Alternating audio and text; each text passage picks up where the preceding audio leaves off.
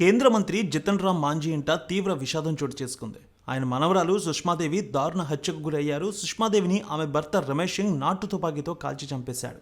అయితే ఎస్పీ ఆనంద్ కుమార్ తెలిపిన వివరాల మేరకు బీహార్ రాష్ట్రం గయా జిల్లా అటారీ పోలీస్ స్టేషన్ పరిధిలో తేటువా గ్రామానికి చెందిన జితన్ రామ్ మాంఝీ మనవరాలు సుష్మాదేవి. ఆమె వయసు 32 సంవత్సరాలు.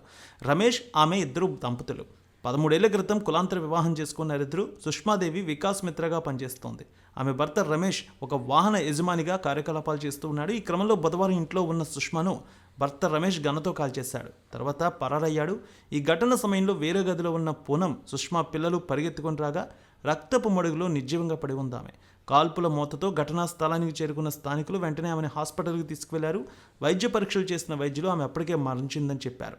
మృతురాలి సోదరి పూనం కుమారి మాట్లాడుతూ తన అక్కను బలవంతంగా ఇంట్లోకి లాక్కువెళ్లి రమేష్ తన దగ్గర ఉన్న గన్నతో కాల్చి చంపేశాడని చెప్పింది. తన అక్క మరణానికి కారణమైన రమేష్ను కఠినంగా శిక్షించాలంటూ కోరుతోంది.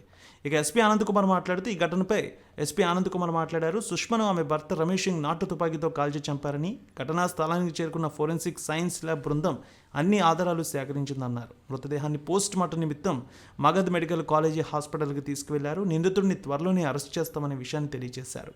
ఇక జితన్ రామ్ మాంఝీ ఎవరనేది చూస్తే ఇక తన మనవరాలి హత్యతో ఎంతో కుమిలిపోతూ ఉన్నారు జితన్ రామ్ మాంఝీ. ఆయన గయా లోక్సభ ఎంపీ, సూక్ష్మ, చిన్న మరియు మధ్య తరహా పరిశ్రమల మంత్రిగా ఉన్నారు.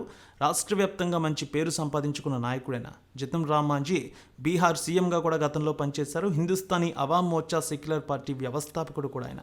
జితన్ రామ్జీ ఇంట తీవ్ర విషాదం చోటు చేసుకోవడంతో బీహార్లో ఉన్నటువంటి రాజకీయ నాయకులు, పలువురు ప్రముఖులు కూడా నివాళులర్పిస్తూ ఉన్నారు.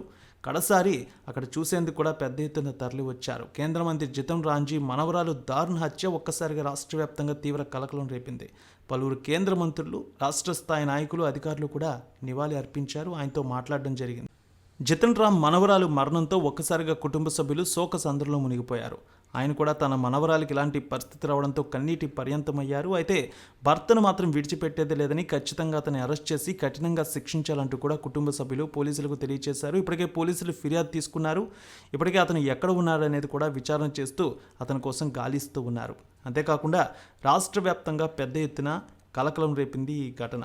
ఇక కేంద్ర మంత్రి జితన్ రామ్ మాంఝీ మనవరాలు దారుణ హత్య ఒక్కసారిగా అందరినీ కూడా తీవ్ర విషాదంలో నెట్టింది. పలువురు ప్రముఖులు కూడా ఆయన నివాసానికి తరలి వస్తూ ఉన్నారు. అయితే కుటుంబ సభ్యులు చెప్పేదాని ప్రకారం ఇద్దరి మధ్య కొంతకాలంగా మనస్పర్ధలు వచ్చాయని, ప్రతిరోజు వివాదాలు జరుగుతూ ఉన్నాయని, చివరికి భార్యని ఈ విధంగా అతను హత్య చేశాడని అనుకోలేదంటూ కూడా కన్నీటి పర్యంతమవుతున్నారు కుటుంబ సభ్యులు.